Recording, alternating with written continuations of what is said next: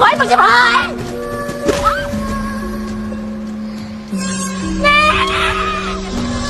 Sebelumnya wanita ini pun harus tewas di tangan sang ayah karena membela kehormatan anak gadisnya tersebut. Ia pun rela mempertaruhkan nyawanya demi menyelamatkan sang anak dari pria bejat itu. Melihat sang ibu yang telah tewas, Owen pun terus berteriak memanggil ibunya, hingga teriakannya pun terdengar oleh seisi rumah yang berada di sana. Lalu perlahan-lahan gadis itu pun mulai bangkit berjalan menuju pria bejat itu. Melihat sosok Owen yang datang ke arahnya dengan tatapan yang penuh dendam, membuat pria bejat itu pun terlihat sangat ketakutan sampai membuat ia pun terjatuh.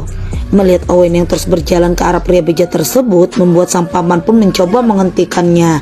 Namun ketika ia akan menampar gadis itu, tiba-tiba dengan sihir yang telah dimilikinya, gadis itu pun mampu mengendalikan tangan pamannya sendiri. Dengan sihir yang dimilikinya tersebut, Owen pun mampu membuat tangan pria itu pun patah. Seketika pria itu pun berteriak kesakitan.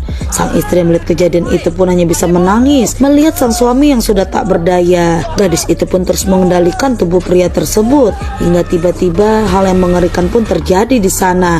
Seketika tubuh pria itu pun meletus seperti balon. Sontak membuat semua orang yang melihatnya pun ketakutan dan berlarian meninggalkan gadis tersebut, termasuk sang istri dan juga anak dari pria yang telah tewas itu. Sedangkan sang gadis melihat hal itu hanya bisa tertawa, sangat sedih mendengarnya.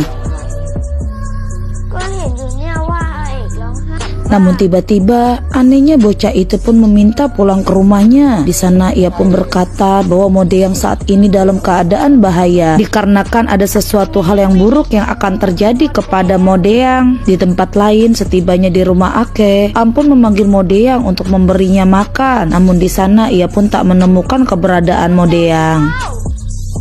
Bocah kecil itu pun terus merengek agar sang paman mengantarkannya pulang, dikarenakan ia pun harus menyelamatkan Modeyang. Bocah itu pun mengatakan bahwa ia tak mau kehilangan sang kakak seperti ia kehilangan kedua orang tuanya. Merasa penasaran, Ake pun bertanya bagaimana dia mengetahui hal itu. Lalu dia pun menjawab bahwa ia bisa melihat semuanya dari dalam pikirannya tersebut. Lalu dia juga berkata bahwa saat ini ia pun bisa melihat seorang wanita berambut panjang yang sangat menyeramkan yang akan menyakiti Modeyang. Sontak saja semua perkataan yang keluar dari mulut dia pun membuat Ake menjadi sangat terkejut. Setibanya di dalam kamar Modeyang, Am pun membuka selimut yang telah dipakai oleh Modeyang. Betapa terkejutnya Am ketika melihat penampakan tubuh ponakannya itu, di mana kedua tangan dan kaki Modeyang pun terlihat terpelintir dengan sendirinya.